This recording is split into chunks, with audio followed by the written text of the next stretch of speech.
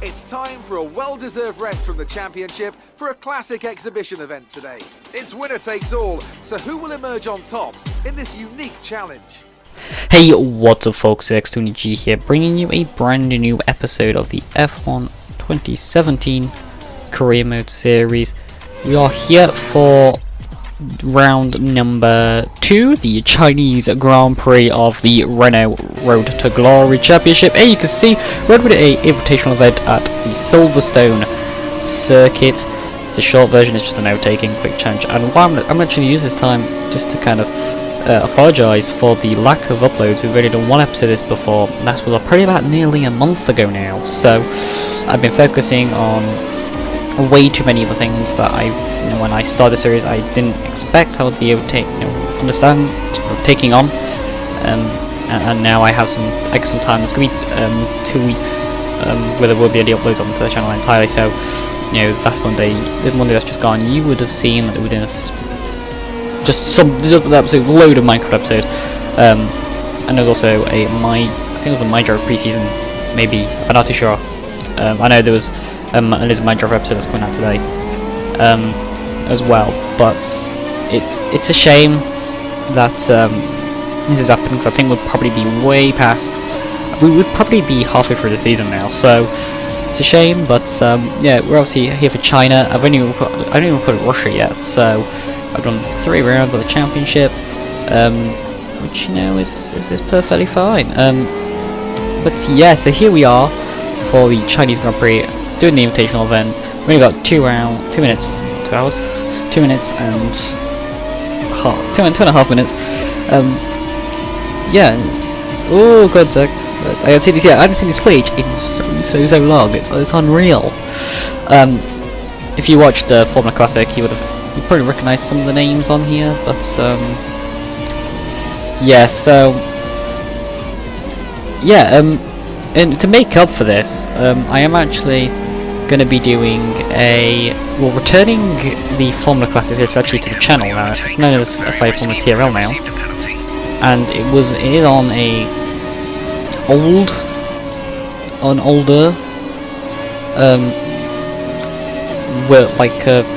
older, what am I on about older stuff?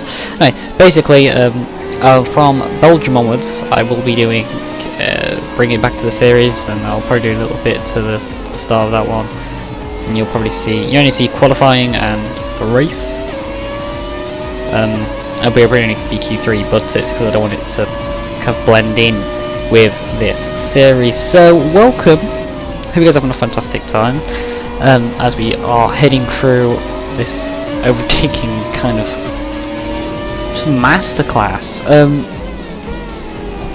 Yeah, so episode 2, the Chinese Grand Prix. I can't actually remember the standings. Is that bad? Yeah, it's very bad.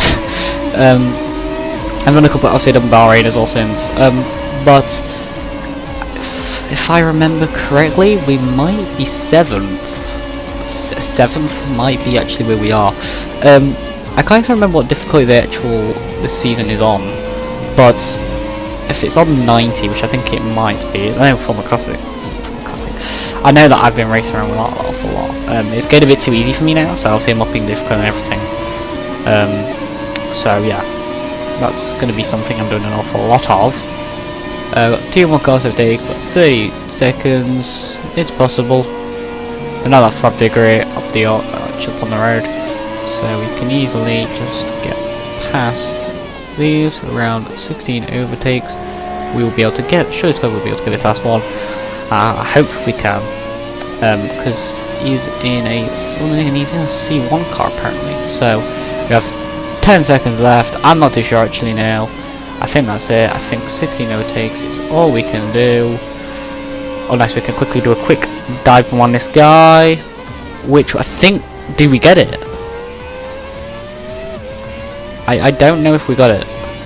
Did we get 17 overtakes? Yes, we did, so we just got it, just in time. But yeah, that's that quick Silverstone event. Yeah, obviously, I think I remember, if I remember right, we also upped the difficulty in this between 2 episodes, because obviously qualifying was way too easy. We had to take a grid jump anyway. We're not taking a grid jump for this race. at all. We are just going to be going in from where we qualify, which is good because I don't want you to always see last to some of the question mark challenges. But yes, so Gussie getting our stuff. Yeah, lots of career score. We're doing okay. Oh, come on. Okay, I've got something for you. The new parts have been fitted to the car. The simulation numbers are good, so look forward to your feedback. Check out the details. So our first upgrades have actually gone on the car. It is the general wear ones. I actually forgot we had upgrades. That's why I went, oh god. But yeah, we got a general upgrade. I think it's 10% less wear now on the parts, which I think is going to be key. Yeah, so I think we might be putting some more onto the car actually after this. The first of these practice sessions, which would be really key. I think that now it is time for the first free practice session of the video. Good morning, and I hope you're as excited as we are for today's practice session here at the Shanghai International Circuit. This 5.45 kilometre track provides both low-speed cornering and a long high-speed straight, a combination that will challenge even the most experienced driver.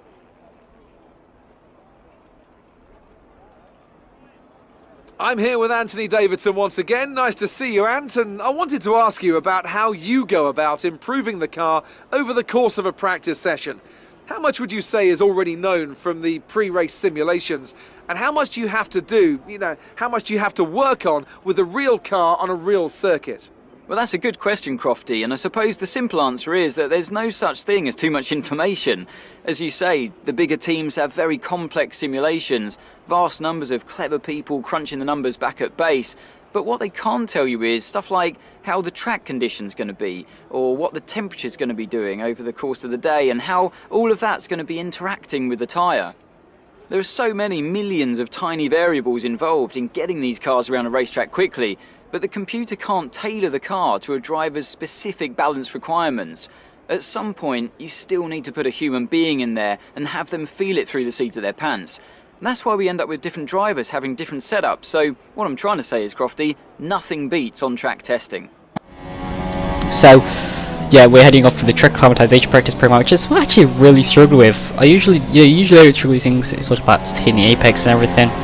Obviously the first time I've shown you practice programs, so this is the first one, just about obviously going through the gates. I did a video on all these actually, on how you accomplish every single practice program. We had a Ferrari in a way, I'm not too sure who there was, but yeah, I think it might have been Seb. Yeah, we got kind of blasting through all the practice programs, which was really nice. The first time I could properly do it without, I didn't think we'd be able to blast out through them all, but we did. We got through every single practice program. Race strategy as well was really interesting, because something you don't get in I think it's something you don't get in like normal online race or anything. You don't get to know, like, you don't get that knowledge for the race or anything. So yep, I think we did pretty well. I thought, we're not even finished the practice programs. How bad is that?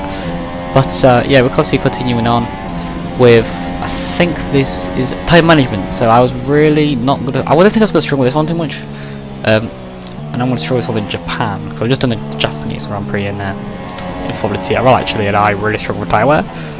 But yeah, it's the fuel management one that I think we're really gonna struggle with. But yeah, Hulkenberg actually beat us then, which was really nice, because I don't want to be miles ahead of him. I want to be very close to him, just slightly beating him.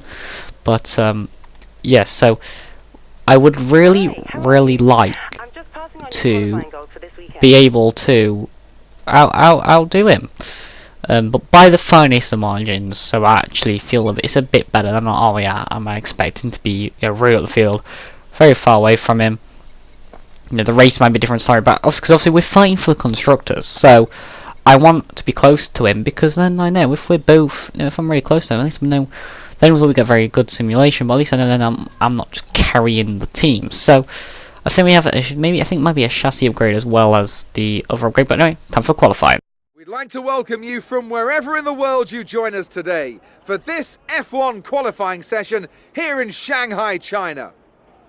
I was looking at some highlights of previous races here, and the one thing that really stood out to me was the run down to turn 1. It's not an easy one to navigate as everyone is scrapping to get into there first. Turn 1's always a consideration for this race. It's certainly a difficult one to get right when surrounded by other cars, but the race isn't won or lost there. You've got to be smart, get through, and hope your rivals get into trouble and not you.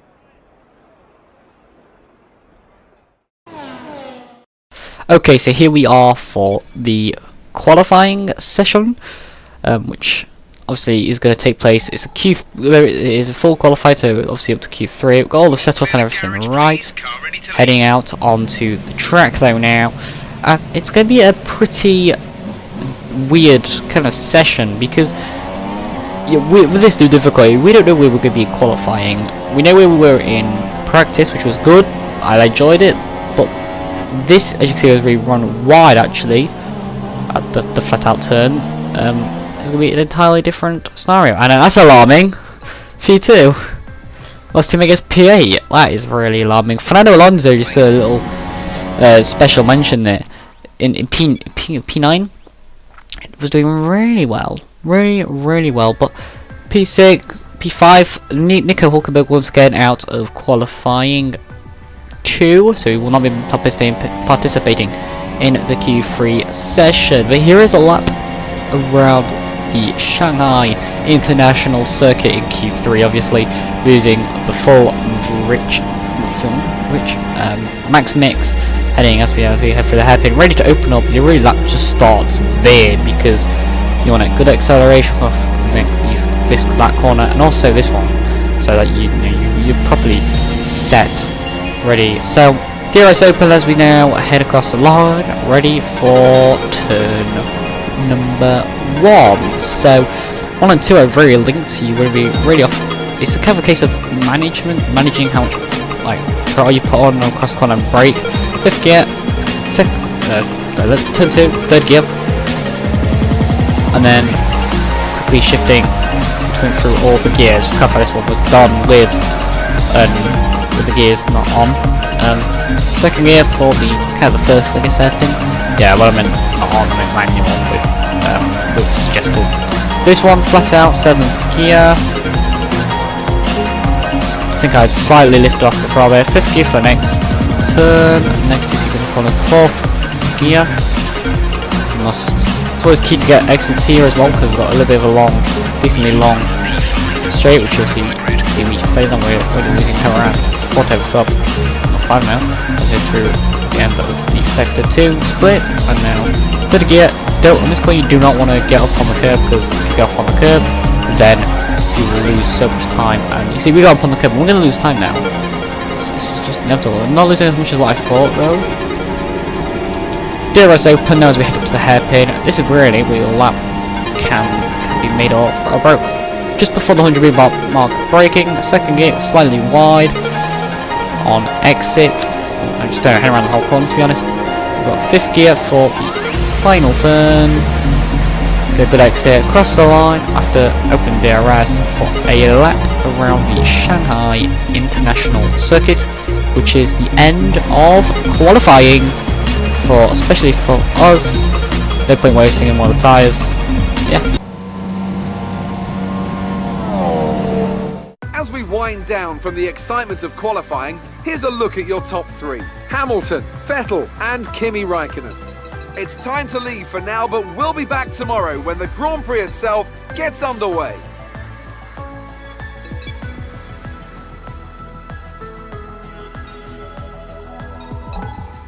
So yeah, that is qualifying now done and dusted with. Yeah, so obviously climb the resource points. It's probably going to be now time we put some more upgrades on the car potentially to the where we've got enough now. We've got enough. I'm pretty sure now that we could get 2 more upgrades before the race. Team approval looking okay. Still the same teams actually wanting us, which is a bit alarming. Not gonna lie. Yeah, see we're gonna get some upgrades. I think we're gonna go for ICE wear. It makes sense if we were to go for an ICE wear because I see, you can see, you know, it's very worn out now. And yeah, we're gonna get an upgrade for that. I'm pretty sure Gearbox, because Gearbox as well has mandatory sections. Well, that's gonna be done for Bahrain. Then we can infinitely do, which is the best bit, is that gyrated section you can infinitely do compared to the other sections. And also maybe looking at maybe some aerodynamic upgrades. So that is qualifying. McLaren, Sauber and Taurus are currently interested in us.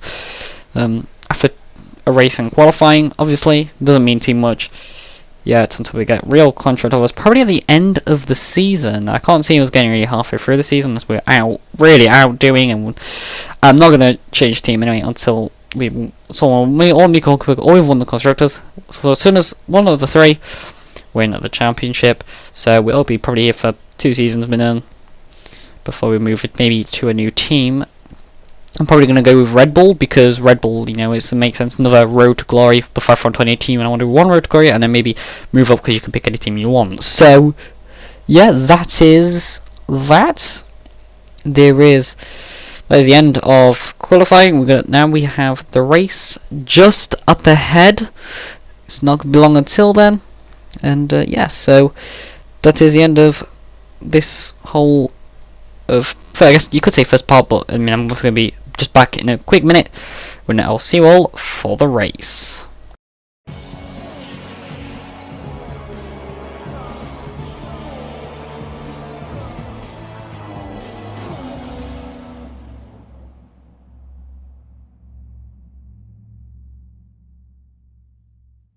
It's where Lewis Hamilton effectively lost the title in his rookie year, and it's where Nico Rosberg claimed Mercedes' first win of the modern era in 2012.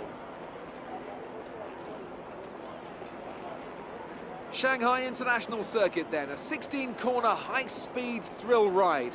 The long and ever-tightening right-hander at turns 1 and 2 tests a driver's patience, and the flat, open to the elements location, tests their skill in a crosswind. 2 DRS zones will assist passing, and overtaking is available into turn 1 and of course down the kilometre-long back straight into the hairpin at turn 14. Joining me once again to take you through this race is the effervescent Anthony Davidson, and I'm very much looking forward to it getting underway. You raced here, of course, didn't you, back in your Super Aguri days in that infamous Chinese Grand Prix of 2007? Yeah, that's right. I didn't last that long though, unfortunately. Qualifying had gone pretty well, but my brakes failed quite early in the race, around lap 10 or 11, something like that. And of course, back in 2004, I was the very first Formula 1 driver to complete a lap of this circuit. Just thought I'd mention that for you, Crofty. You like a good stat? It's a fairly tough circuit on the brakes here, though. You know, it's that long back straight down into turn 14, and then you got turns 6 and 11. They're quite heavy as well. On top of that, managing your front tyre wear is always a challenge around here, so there's a lot to keep in mind during the Grand Prix. So before the off, let's remind ourselves of yesterday's qualifying session with a look at the starting grid. Lewis Hamilton lines up on pole position, and starting alongside him P2 is Sebastian Vettel. Looking down the rest of the grid, we have Raikkonen, Bottas, Daniel Ricciardo, and Perez, Verstappen, Ocon, Sainz, and Nico Rosberg, Grosjean, Fiat, Kevin Magnussen, and Alonso, Massa, Trackdoor, Lance, and Sergio Perez.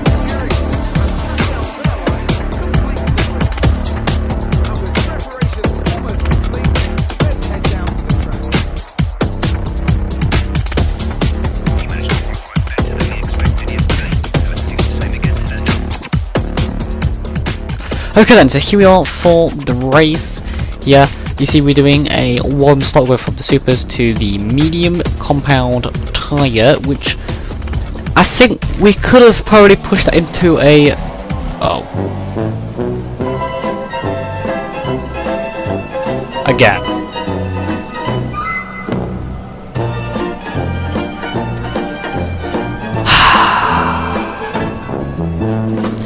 As I was saying, we pretty should have made the medium into a super soft and got really long into the race on these softs, took all the pain and then went blasting out later in the race, but yeah, I didn't think of it back then. Here though, the grid's forming up for the second race of the 2017, you could say, the F1 2017 Season 2 Season 1 F1 career mode thingy. I know, mouthful. Round 2 of the Chinese Grand Prix. Everyone's on the grid. Now we head to 5 red lights from P6 on the grid. All 5 lights are on, and we are underway for the Chinese Grand Prix at Shanghai International Circuit. It's a really poor start, and in fact, Ocon's out, and we've dropped a position. My commentary. Verstappen, we get a warning for a collide with him when we never even touched him, I'm pretty sure, and he gets P6 from us. We have a lot of fuel to burn, so theoretically we could probably go into rich mix right now, not taking the opportunity to, and quickly dive bombing Max. We're still going side by side. He is going to get the position because he has traction. I must remember as well, and you guys certainly should as well, that we're on the soft compound tyre, they are on the supers as we head round, so they are going to have a slight pace advantage over us, and it's a Red Bull. I don't know why we're even bothering trying to fight them. But yeah, it's Carlos Sainz, actually the Toro that is actually behind us now on lap 2 out of 28. So yeah, what a mystery. You can see that Verstappen and Ricciardo now just up ahead, kind of giving each other, I think they're probably giving each other a bit of a tow or something, but obviously you know that I am going to be coming down at some point because I'm very consistent. I think I was very consistent during the race as well in Melbourne, and yeah, it's just a thing. I think consistency does help. Oh my god! Did it work? There goes the dive bomb! That's like Daniel Ricciardo would be impressed with that. Speaking of which, he's just up ahead on the track. Lap 8 though, we are position 4 because the leaders have pitted, and that means that we actually have a slight advantage, but Verstappen is still on his super soft, so I'm guessing he's going to be pushing his strategy maybe in towers. We do have a bit of wear though now. That is going to be an issue. Right, team radio. So the gap to our teammate is 6. So it's 6 seconds to teammates. We are P2 right now. However, it's time to come into the pit, and oh my god, all the memories of 2007 Brazil for Ferrari fans going get in. Yeah, we went wide, just like what Hamilton did in his debut Chinese Grand Prix. But yes, so we're coming down the pits. Let's see whether the pit stop boys the guys at Red Oak was deliver a good pit stop. 2.9. That is a terrible pit stop time to what I have seen. We really need to try and get our pit stop crew upgraded, don't we? Maybe that'll be soon. But right now we're obviously position 8 now, so Verstappen has jumped us. So we have been jumped by Max Verstappen. He has got ahead of us, and now it's about hunting him back down. You see the ICE is really wearing. That's going to be a loss in power as well. So Honda memes, but no, it's just Red Bull Renault memes. Like, oh, we're down on the straights. But you see Sainz was on a set of supers. You see now Bottas is behind. He's going to be catching us soon. He's one of the race leaders, and he's on supers. So I'm guessing he's going maybe he's doing a 2-stop race. No, because if he's only on the supers, then no, he won't be. You can make the distance, I'm pretty sure, 20 laps. And before Bottas gets past at the time, which means that when the safety car came out, that we can actually now pass him and get that position. But I chose not to. I just chose. Right. If he gets a penalty, then it's not my fault. I would like him ahead. You know, there's no point in being behind me. And I'm pretty sure now that we have to stay behind Bottas now, so I think we've actually really helped Bottas. If he's got a penalty, which I'm not too sure, then yeah, but I think a lot of people stopped pitting actually around this time. You can see Hulkenberg is now behind us, and I'll up 20 or 28, 21 now. We are damaged front wing. So we have a Toro Rosso actually in the way, but now the safety car though is coming in, so the safety car will be coming in this lap. We're just getting ready for the restart. I don't know, I can't remember who is actually leading this race. I think it is Mercedes, and I'm pretty sure he might have gone. I think we are back up to full throttle now, and we are green flag racing once again here in Shanghai. So heading on to turn 1, obviously not really gonna be battling out Vettel. Hulkenberg though is now getting in the mix, so maybe we could see a scrap between our teammates. So he has really now just come into it now. He has really starting to show what he is made of. So that is a really nice to see that he is backing me up now in P7 at the start of the safety car. So he's doing well. But yeah, lap 22, we're a really bad exit, and I wasn't definitely confident now. At this point, you can see Nico Hulkenberg is going after the drag race, and is he going to get a position? No, he's not. We made contact. He is Sidepod, and he is still behind us, very close though. But yeah, he is Sidepod. I don't know if he's got any sidepod damage. Something you can't. I don't know if you can get sidepod damage in this game actually. Not too sure.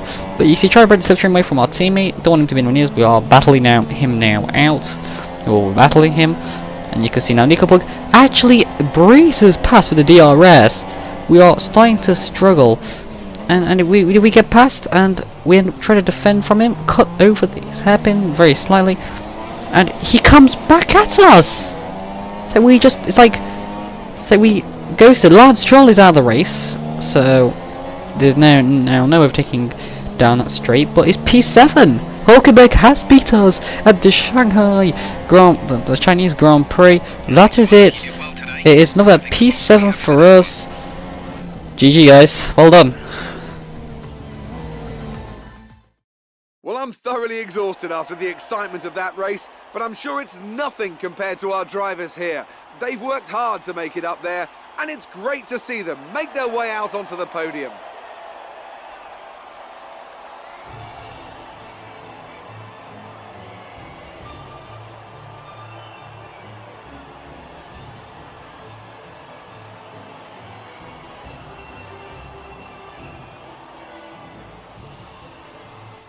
And after this round of the World Championship, here's how things look in the Drivers' Table. Lewis Hamilton takes over the lead of the Drivers' Championship after an excellent result. Moving on to the Driver of the Day then. Anthony Davidson, who would you go for? Let's give it to Sergio Perez.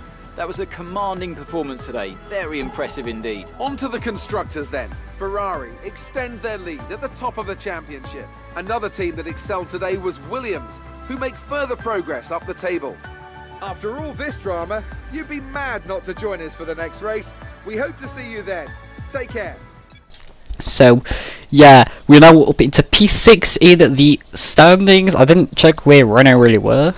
So, yeah, I think we are mainly going to be trying to battle for P4 in the standings potentially this season, and then maybe we can make a big jump to be a front runner, even if it's P2 when we don't get a certain championship. We still have a chance to get the other. But anyway, yeah, that is going to be it for today's episode of the F1 2017 career mode. I'm getting my driver there. You can see that we are going to now be able to put this in for a practice engine for the next race in Bahrain. So we need to really focus on wear. We need to focus on our wear, I think, for everything. But you can see now, looking at more of the upgrades, or really what would probably be better off for us for our next upgrade. Guys, thank you for watching. Next time, peace out.